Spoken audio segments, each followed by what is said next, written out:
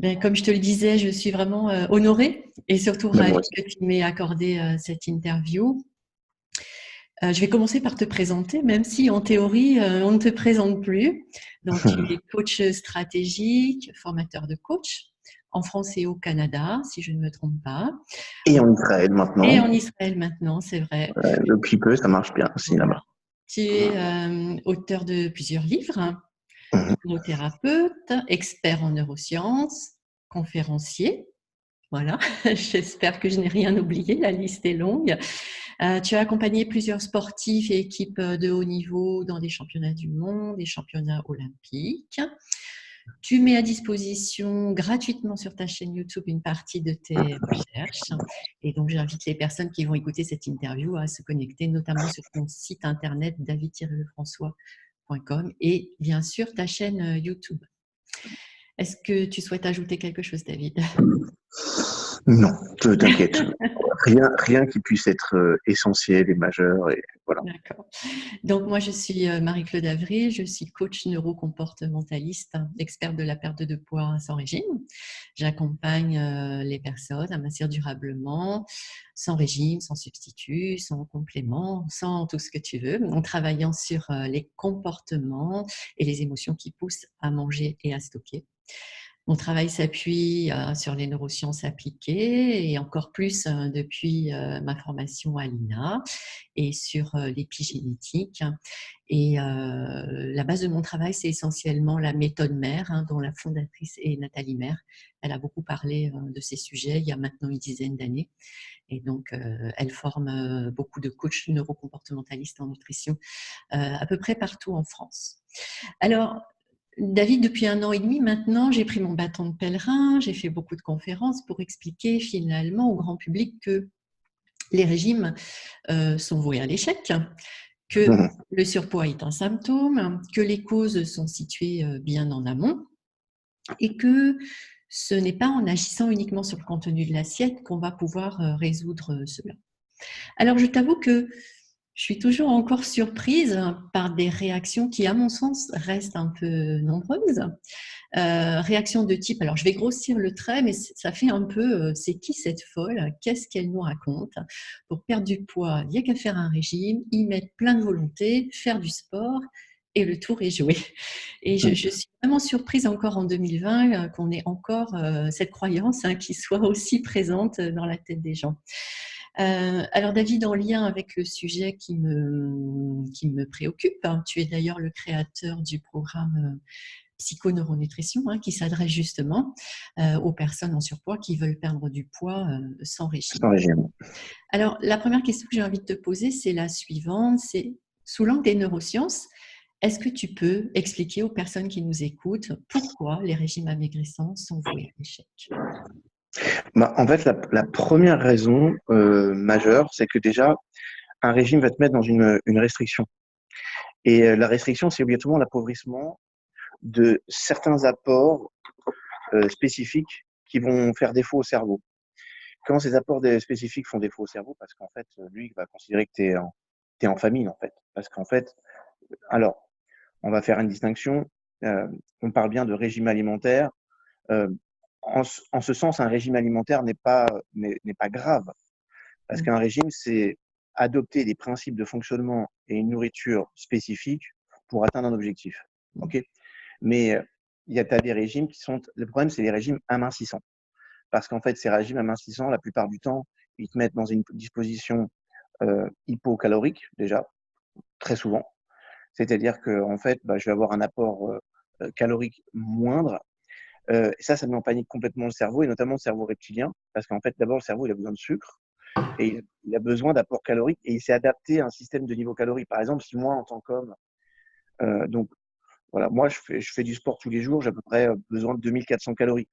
Si demain, je fais un régime à 1800 calories, c'est sûr que dans les premiers temps, je vais perdre du poids parce que le cerveau va pas comprendre pourquoi j'ai moins d'apport de nourriture et il va chercher la nourriture là où il y en a, à savoir dans les graisses, au départ.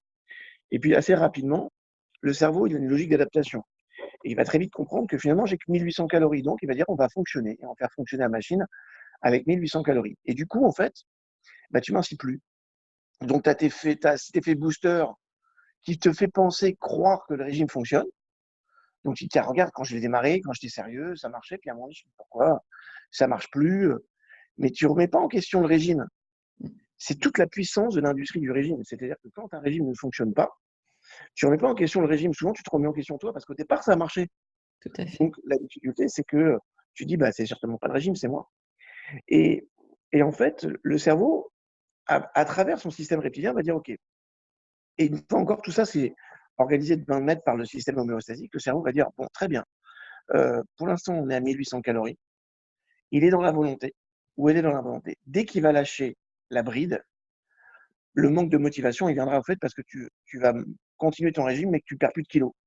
Donc tu vas dire finalement, à quoi ça sert? Quand tu vas te poser cette question, à quoi ça sert, en fait, tu vas lâcher ton effort de volonté. Il faut savoir que la volonté, une volonté forte, ça tient très peu dans le temps, surtout aujourd'hui dans nos sociétés. À ce moment-là, le cerveau va dire, écoute, viens, on va lui donner l'envie de manger des produits qui vont permettre de rattraper d'abord ce qu'on a perdu. Ça veut dire quoi? C'est-à-dire que, en fait, ce régime va créer une obsession mentale de la nourriture, notamment des choses qui sont, entre guillemets, bonnes, mais pas bonnes.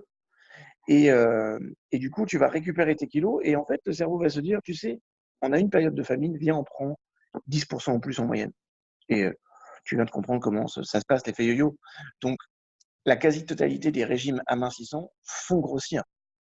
Et, et à part un ou deux régimes que j'ai vus qui pourraient éventuellement tenir dans le temps, mais qui sous-tendent tout le temps une motivation, ça ne sert à rien de faire un régime amincissant si on veut vraiment mincir. Voilà, c'est une contre-stratégie. On est bien d'accord. Alors moi, je suis amenée à expliquer aux personnes qui me contactent pour une perte de poids que finalement, entreprendre une démarche de perte de poids durable, sans régime, c'est avant tout un travail de développement personnel. Parce qu'il s'agit finalement de développer un nouveau rapport à soi, un nouveau rapport à son corps, un nouveau rapport à la nourriture. Quel est ton point de vue, David, là-dessus? Bah, de toute façon, déjà, considérer qu'on va perdre du poids simplement avec un régime amincissant, c'est une hérésie parce que c'est l'un c'est l'une des choses, c'est l'un des blocs que l'on doit travailler. Mais par exemple, je suis d'accord avec toi, il faut travailler sur son développement personnel. Il faut travailler sur d'abord avoir une, un style de vie sain, c'est-à-dire avoir une activité physique, se déplacer, bouger. Parce que sinon, un simple régime, c'est faire un régime alimentaire, si tu n'as pas des bonnes habitudes saines de vie, ça ne sert à rien. Par exemple, euh, si par exemple, entre deux, tu grignotes, ou si entre deux, même tu fumes, tu vois, ça, c'est pas bon. Donc, style de vie sain. Et puis après, euh, bah, c'est important de voir qu'est-ce qui se cache derrière les kilos que l'on prend. Qu'est-ce qui se cache derrière le fait que on mange trop, parce qu'il y a des personnes qui vont me dire non mais moi c'est pas une question de je mange pas trop, je dois avoir un dérèglement hormonal. Ça c'est un pour à peu près 8000 de la population, vraiment. Le reste du temps les personnes mangent trop, voilà. Et c'est important déjà que tu comprennes que à partir du moment où tu manges trop, et ben en fait tu manges trop, tu le manges pour une raison bien précise et tu dois le trouver. C'est pour ça qu'on parle des kilos émotionnels. Oui. Donc, faire un travail de transformation, d'amincissement personnel, sans un travail sur le développement personnel, c'est pareil, c'est une hérésie parce il faut que ce qui se passe à l'intérieur soit en cohérence avec l'extérieur et les deux doivent être en lien très fort. Donc pour ça, tu ne peux pas pour moi faire une démarche d'amincissement sans développement personnel. C'est très compliqué. Voilà. Nous sommes bien d'accord.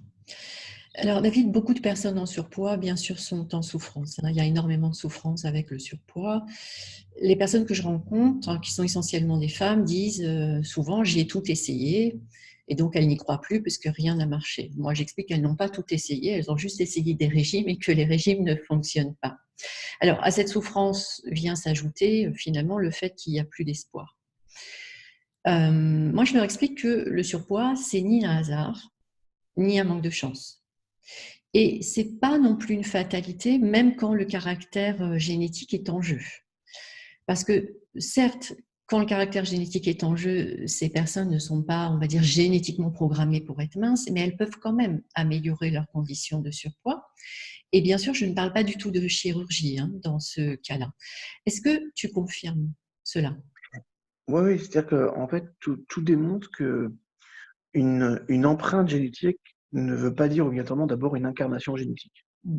Je peux avoir eu des parents qui sont en surcharge pondérale et à un moment donné, moi-même être mince. Donc, il faut faire attention à cette espèce de, parfois, loyauté familiale dans laquelle on veut s'inscrire et qui peut être complètement fausse. Mais c'est important de comprendre que même si on a des prédispositions physiques, par exemple, à avoir des hanches, à avoir un corps, parce qu'il y a des corps qui sont quand même faits pour avoir des hanches, avoir plus de poitrine. Mm. Mais d'abord, c'est important d'assumer la nature même de son corps. Donc ça renvoie au développement personnel qu'on disait tout à l'heure. Ouais. Et une fois encore, c'est pas la génétique qui dirige.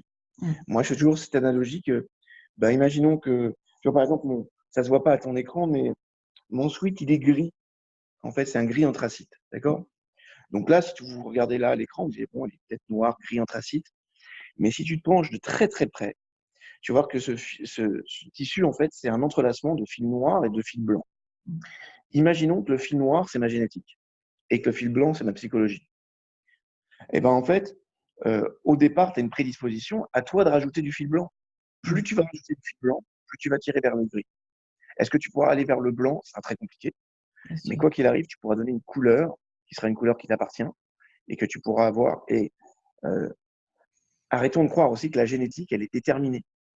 La génétique, elle est malléable. L'ADN, ça se développe, ça s'enrichit et ça bouge comme le système neuronal. Tout à fait. Donc, une empreinte génétique, une fois encore, c'est un capital. Bon, à toi de le faire évoluer, à toi de l'investir différemment. On te donne de l'argent. Qu'est-ce que tu en fais, en fait? Mm. Est-ce que, il y a des personnes qui naissent avec beaucoup d'argent et qui font plus rien dans leur vie. Il y a des personnes qui naissent avec beaucoup d'argent et qui vont utiliser cet argent pour le transformer, pour se transformer. C'est une fois encore, qu'est-ce que tu fais de ton capital, quoi? Mais la psychologie, elle est extrêmement forte et ton développement personnel, il peut changer ton empreinte et ton orientation génétique, ça c'est certain. Tout à fait. C'est aussi ce que nous explique l'épigénétique, hein. Tout à fait. L'environnement a beaucoup aussi d'influence sur nous. Donc, merci pour cette démonstration avec l'histoire du fil. Je pense que c'est très parlant pour les personnes qui vont écouter cette interview. Alors aujourd'hui, David, on se sent vraiment perdu avec tous les messages contradictoires sur ce qu'il faudrait manger ou ne pas manger. Néanmoins, malgré ça, on peut dire aujourd'hui que tout le monde sait que ce que nous mangeons a une influence sur notre santé. Ça, c'est C'est à peu certain. près clair. Mais peu de personnes savent finalement que notre façon de manger a aussi une influence sur nos capacités cérébrales. Est-ce que tu peux nous en dire un peu plus? Ouais. C'est-à-dire qu'en fait, d'abord, on va considérer que la nourriture, c'est notre première source d'énergie. Et cette source d'énergie, on en a besoin pour faire fonctionner plusieurs entités. En tout cas, pour moi, trois entités qui sont essentielles, à savoir les intestins, le cœur et le cerveau. Trois zones dans lesquelles on a des neurones. Dans les intestins, on a découvert qu'on parlait de 200 millions de neurones, l'équivalent d'un cerveau d'un chien. Les dernières recherches montrent qu'on aurait plutôt 500 millions de neurones. On a à peu près de 85 000 à 100 000 neurones dans le cœur et à peu près, pour être juste, aux alentours de 87 milliards dans notre cerveau. Voilà. Donc le principe, c'est de comprendre que ces zones-là doivent être approvisionnées d'une bonne énergie. Donc ta première énergie, c'est ta nourriture. Ensuite, choisir une bonne qualité de nourriture, c'est essentiel parce qu'en fait, par exemple, trop de gluten, et c'est toute la difficulté de la nourriture qu'on a aujourd'hui. Je vais te donner un exemple. Trop de gluten, en fait, ça va avoir un impact sur deux zones spécifiques, les intestins et le cerveau. Les intestins, pourquoi? Parce que le gluten a une fonction inflammatrice, donc ça va inflammer en fait le système intestinal qui ne fait plus son rôle. Et c'est important de rappeler que plus de 65% des neurotransmetteurs que nous utilisons dans notre cerveau sont fabriqués dans l'intestin. Oui. Donc ça veut dire que le cerveau a sous-traité à l'intestin la fabrication de son système biochimique. Maintenant, un dérèglement biochimique dans le cerveau, c'est des conséquences qui peuvent nous amener, par exemple, à l'obésité, à des troubles de l'attention, à de la dépression, à de l'anxiété, de l'angoisse. Donc, c'est important de comprendre que plus tu vas prendre soin de ton intestin, plus tu vas prendre soin de ton cerveau et mieux tu fonctionnes au niveau de ton cœur.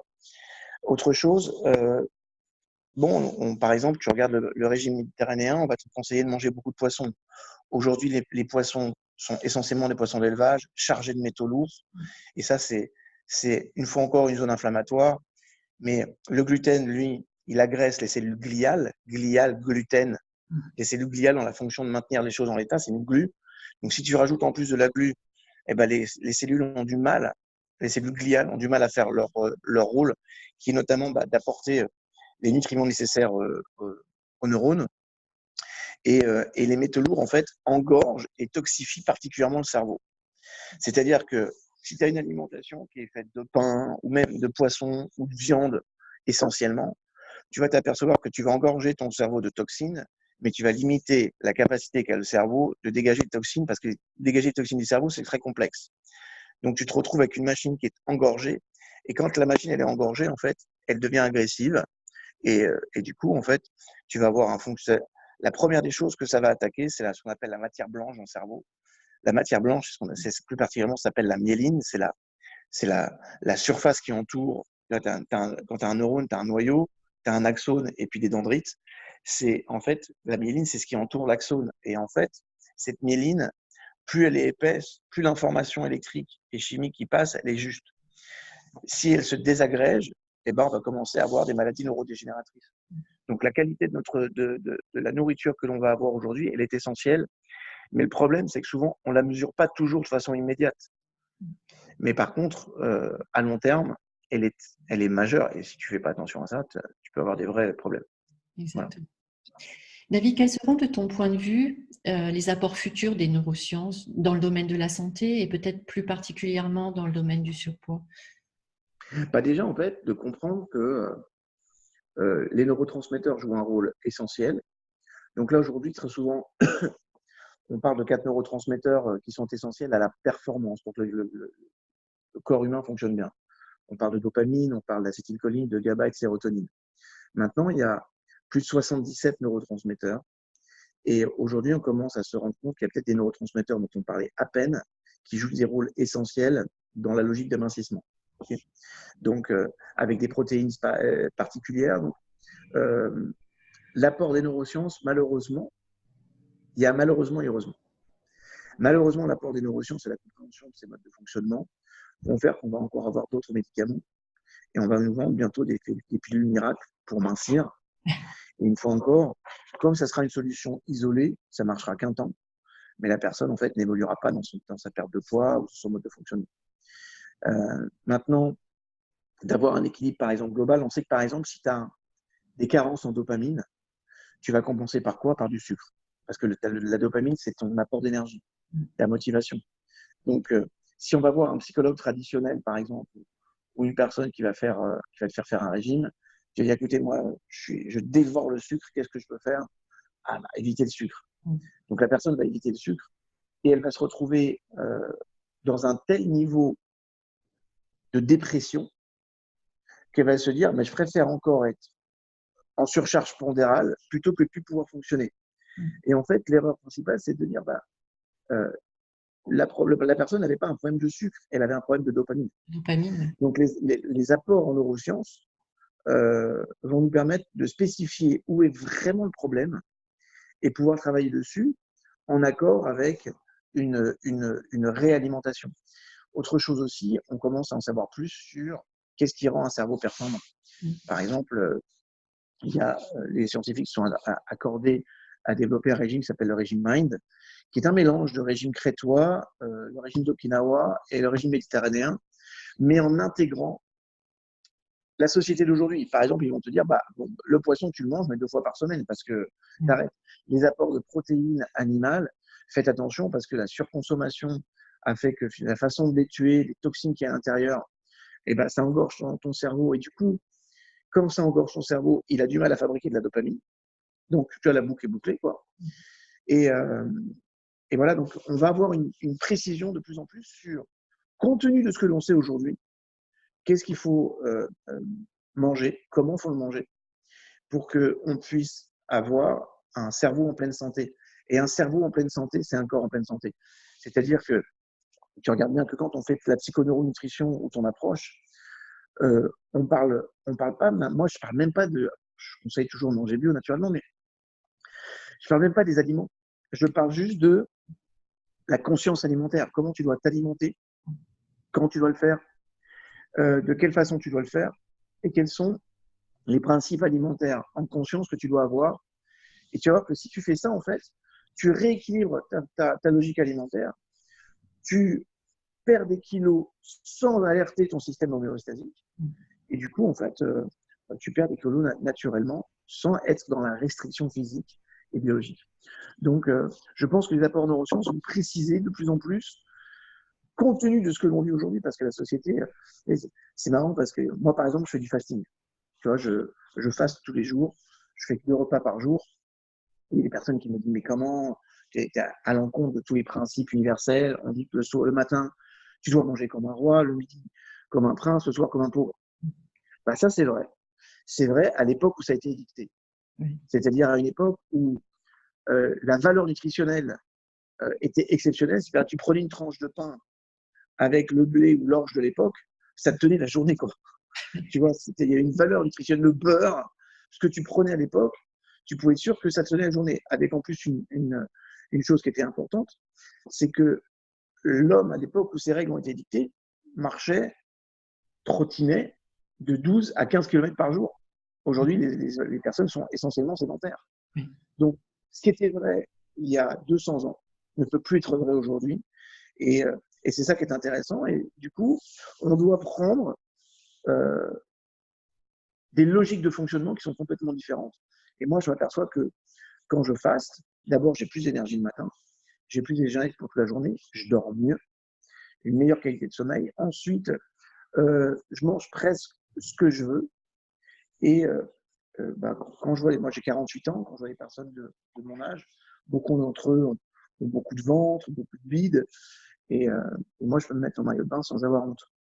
Mais plus encore, là, cette graisse abdominale que nous, les hommes, nous prenons, c'est une graisse qui est dangereuse parce que c'est celle qui est porteuse, entre guillemets, de nos maladies, que ce soit les AVC, la dégénérescence neurologique ou alors tout ce qui est coronarien. Oui. Donc, je pense que la compréhension du mode de fonctionnement de tout ça, ça va nous aider à avoir des voies qui sont plus justes et de développer notamment des méthodes comme la tienne qui permettent d'avoir des résultats à l'encontre de ce que dit le grand public. Et de toute façon, je vais vous dire, en règle générale, quand on vous fait de la pub sur un régime, sur un truc, c'est fou parce que dans l'univers du régime, tu as obligatoirement tout et son contraire. Et souvent, en plus, étoffé par des professeurs et des docteurs. Donc, comment s'y retrouver dans tout ça si le fait d'avoir fait des régimes ou un régime exceptionnel, ça fonctionnait, franchement, ça se saurait, quoi. Oui. Voilà. Ça veut dire que la clé n'est pas dans le régime. La clé, c'est dans la réappropriation de soi-même par rapport à soi-même, d'une bonne neurologie, d'une bonne psychologie, de principes de vie, d'hygiène de vie qui sont différents. Et voilà, quand on vous dit d'avoir une activité physique régulière, on ne vous dit pas de faire un marathon tous les jours, mais de faire une demi-heure de marche nordique par jour, c'est rien. Mais ça te permet de rééquilibrer toute la logique de travail de tes neurotransmetteurs. Ça te fait griller des calories autant que si tu faisais un jogging. Et franchement, ça peut être agréable avec un bon livre audio sur les oreilles, une bonne musique, quoi. Ça va être un moment pour soi. Et ça aussi, c'est important. Se retrouver à soi-même. Voilà. Exactement. Et c'est marrant ce que tu dis, ces histoires de règles à manger 3 fois par jour. Moi, je suis une personne qui a faim 1 fois par jour. Et donc, je mange 1 fois par jour et tout va bien. Je suis à Bien mon sûr. poids de forme depuis maintenant des années. Ça varie très peu. Je suis en bonne santé. Tout va bien. Comme quoi, hein, les règles que j'aurais appliquées avant quand j'étais folle, ne sont pas Non, en fait des en règles fait, qui sont bonnes pour moi. c'est pas de la folie. C'est le problème, c'est que c'est une espèce de conscience collective. Moi, j'en veux pas aux personnes qui pensent profondément que tu peux pas mincir sans régime parce que c'est ce qu'on reçoit tous les jours. Tu as ta copine qui va dire j'ai fait un régime, ah, j'ai minci, machin truc. Et moi, quand une personne dit regarde, ma fille, elle a fait un régime et tout, elle a perdu des kilos, j'écoute, viens, on se retrouve dans 10 mois. Pas plus, 6 mois même. Ouais. On va voir où on en est dans 6 mois, quoi. exactement. Et si elle ne change pas sa logique de travail personnel par rapport à ça, Mm. si elle ne fait pas son évolution par rapport à ça, elle aura un problème. Donc, moi, j'en veux pas parce que dans l'inconscient collective, mincir égale régime. Mm. Alors que dans l'inconscient collectif, il faut que nous, les gens comme nous, on porte ce nouveau projet de dire non, non, mincir égale conscience alimentaire, conscience de soi et conscience de qui je suis, ce que je veux devenir. Quoi. Je peux me permettre une dernière question, David? Avec plaisir. Alors, bien sûr, tu es l'un des grands contributeurs de la diffusion de ce savoir. D'ailleurs, je réinvite les personnes qui regardent cette vidéo à aller sur ta chaîne YouTube. Pourquoi je les invite à faire ça? D'abord, c'est une véritable or. C'est du Ouais. concret, c'est du pragmatique, c'est du directement applicable, le tout dans la bienveillance. Alors, ne vous privez pas. Alors, David, mieux utiliser ce savoir aujourd'hui nous permettrait, de mon point de vue, et sans aucun doute, une meilleure prévention de la santé de demain. Alors, si tu avais un conseil, un seul conseil à nous donner pour mieux exploiter ce savoir, ce serait lequel? Le premier, c'est peut-être de se faire accompagner par une personne comme toi. Parce qu'en fait, on est tellement englué par de fausses informations sur l'alimentation. Et en plus, croyez-moi, vous savez, moi j'enseigne le neuromarketing. Donc, je peux vous dire à quel point les manipulations pour vous faire croire que certains aliments sont bons pour vous, on appelle ça l'effet halo. C'est-à-dire qu'on va vous dire qu'un aliment, d'abord, on va vous faire croire que parce que tu bois de l'actimel, tu vas régénérer ta flore intestinale et que naturellement, tu vas être au top parce que la personne, elle est jolie, elle est mince, elle est top. Et les processus d'identification au personnage sont plutôt aisés. Mais je pense que pour sortir de tout ça, c'est important d'avoir accès à une personne qui va nous remettre les choses en perspective et que l'une des meilleures façons de sortir de tout ça et d'aller vers quelque chose qui va s'appeler pour moi la vérité, c'est de se faire accompagner par un professionnel. Voilà, ça c'est le premier conseil que je donnerais euh, parce que c'est dur de changer. Oui. Quand on est seul face à son assiette, à des personnes qui vont dire mais tu fais pas de régime, laisse tomber, on n'incite pas son régime. Donc les personnes vont ancrer ce qu'on appelle le doute dans notre esprit. Il n'y a rien de pire que le doute. Donc moi vraiment un bon conseil c'est de se faire accompagner par un professionnel qui va être présent, qui va nous expliquer les principes, qui va nous accompagner dans la mise en place de ces principes. Quand on va rencontrer des difficultés parce qu'on sera face à nos habitudes, changer d'habitude, c'est pas évident parce que l'ego, il a besoin des habitudes pour avoir des repères. Donc, quand tu fais changer une personne ses habitudes, tu la, euh, comment ça s'appelle? Quelque part, tu la maltraites au niveau de son cerveau. Donc, pour mettre en place de nouvelles habitudes, parce qu'on n'enlève pas d'anciennes habitudes, on remplace ces anciennes habitudes par des nouvelles qui sont plus appropriées, plus efficaces et qui ont des résultats. Mais ça doit s'inscrire sur la durée. Et pour ça, c'est important d'être accompagné. Premier conseil, franchement, soyez accompagné. Et puis, deuxième conseil, euh, renseignez-vous. Voilà, qu'on aille sur ton site internet, aller chercher de l'information, qu'on aille sur ma chaîne pour avoir de l'information et aller chercher l'information aujourd'hui. Il y a une information différente qui est disponible. C'est important d'aller chercher une information qui ne rentre pas dans ce que dit le grand public, quoi. Dès que c'est grand public, comprenez une chose, la masse, il y a très peu d'intelligence dans la masse, curieusement. On pourrait croire que la masse a une fonction intelligence et qu'elle équilibre. Ben non. Plus une idée elle est fausse, plus la masse l'accepte. Plus une idée est intelligente, plus les personnes spécifiques l'acceptent. Voilà. Donc c'est important de sortir de cette masse pour rentrer dans une nouvelle relation à soi d'abord, et se faire accompagner, c'est quand même beaucoup plus facile. Voilà. Très bien. Merci beaucoup, David, pour ton Avec temps. plaisir. Avec plaisir. Et puis, en ce qui me concerne, très certainement à la semaine prochaine. Ben oui. Et puis surtout, moi, ce que je voudrais faire, c'est encourager les personnes qui écoutent ta vidéo là à continuer à garder contact avec toi et observer ce que tu fais et travailler avec toi.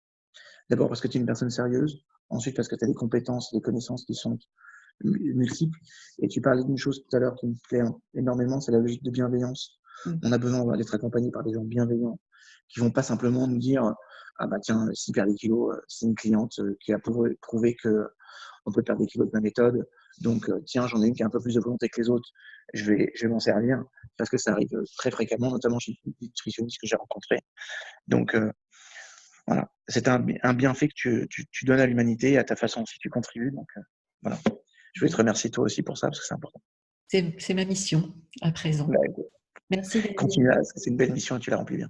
Voilà. Merci David, je te souhaite une belle journée. À À toi bientôt. aussi, à très bientôt. Au Au revoir revoir. à tout le monde. Bye.